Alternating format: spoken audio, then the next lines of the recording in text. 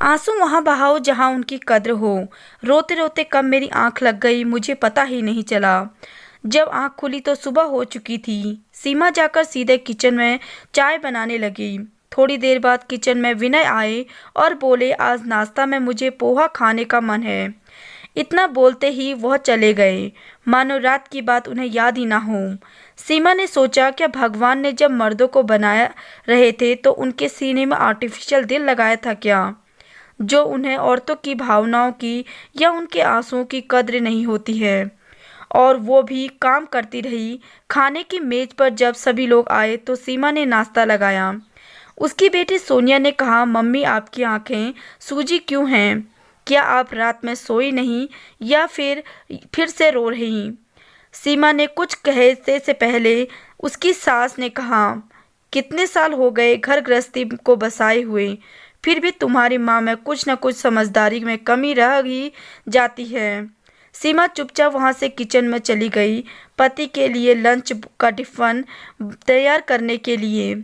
कुछ देर बाद सोनिया अपनी माँ के पास जाकर बोली, सच बताइए मम्मी, क्या बात है?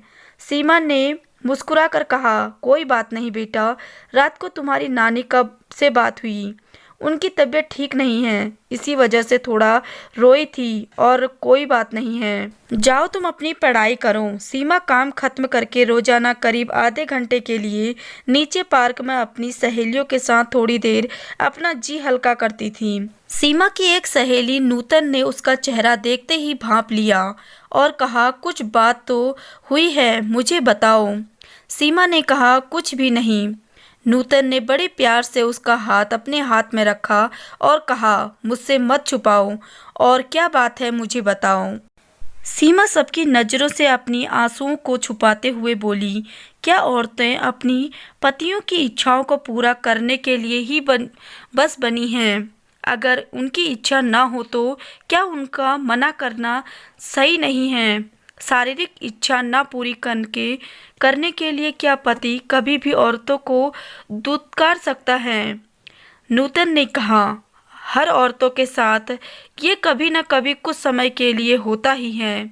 हम औरतें उनकी भावनाओं को समझकर खुद को उन्हें समर्पित कर देते हैं, परंतु जब हमारी इच्छा नहीं होती है, न जाने क्यों उनके आत्मसम्मान को ठेस पहुंचती है।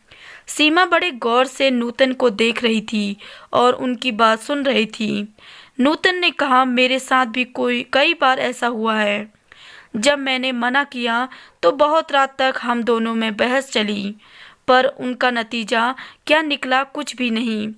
हम औरतें दुखी होती हैं, रोती हैं, पर आदमी वो अपनी बात कहकर आराम से मुंह घुमाकर सो जाते हैं और हम औरतें रोकर अपना जी हल्का करते हैं। सीमा ने कहा, क्या अभी भी तुम्हारे साथ ऐसा होता है? उसने कहा, जब मेरी इच्छा नहीं होती मैं मना कर देती हूँ। सीमा ने कहा, फिर क्या तुम्हारे पति के साथ तुम्हारी लड़ाई भी होती है? नूतन ने कहा, मैं आंसू वहाँ नहीं बहाती जहाँ उनकी कद्र ना हो। पहले वो मुंह घुमा कर सोते थे, अब मैं अपनी बात को रखकर दूसरे कमरे में जाकर सो जाती हूँ। अगर मैं अपनी इच्छाओं और भावनाओं का सम्मान करती हूँ तो उन्हें भी मेरी इच्छाओं और भावनाओं का सम्मान करना सीखना होगा। मानती हूँ वैवाहिक जीवन का यही एक अभिन्न अंग है, तो आंसुओं का वहाँ बहाओ जहाँ उनकी कद्र हो। नूतन ने बड़े प्यार से सीमा से बोला, अधिकतर औरतों को अपनी पति से यही शिकायत होती है, किंतु इसके बारे में बात करने में उन्हें शर्म आती है और घबराती हैं।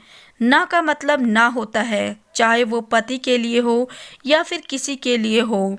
अगर तुम ना कह रही हो तो उसके बाद आंसू बहाने की तो कोई आवश्यकता ही नहीं।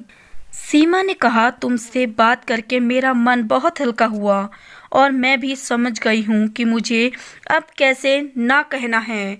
अब मैं अपने आंसुओं को वहाँ नहीं बहाऊंगी जहाँ उनकी कद्र ना हो। सीमा जब घर आई तो पूरे आत्मविश्वास के साथ भरी हुई थी और उसका चेहरा खिला हुआ था।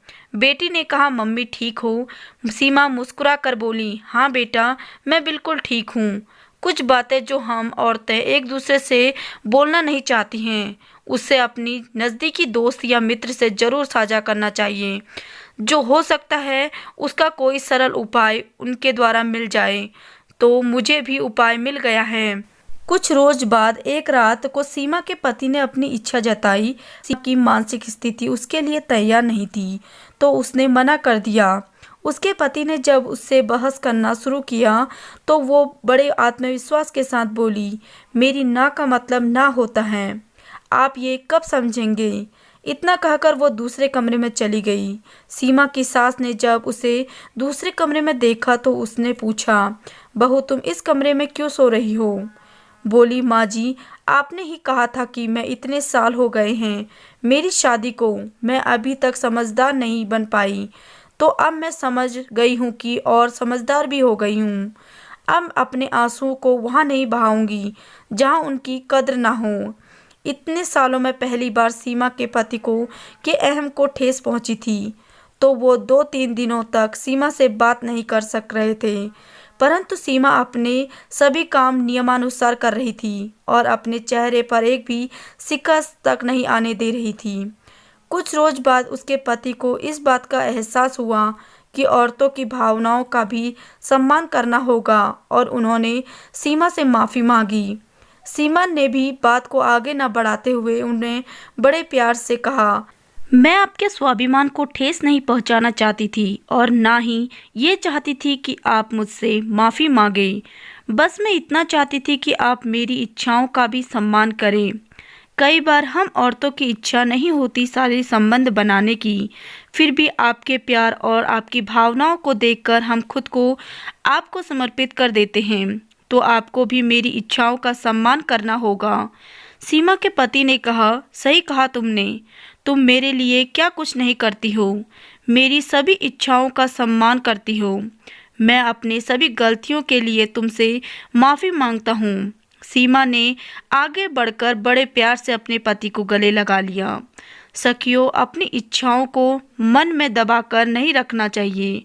अपने सामने वालों को सामने अपनी इच्छाओं को और अपने मन की बातों को कहें, तभी तो वो समझ पाएंगे कि आपके मन में क्या चल रहा है। तब अपने आंसुओं को व्यर्थ न गवाएं और जहां उनकी कद्र ना हो वहां उनको ना बहाएं। तो आपको ये कहानी कैसी लगी कमेंट सेक्शन में अपनी राय ज़रूर बताएं।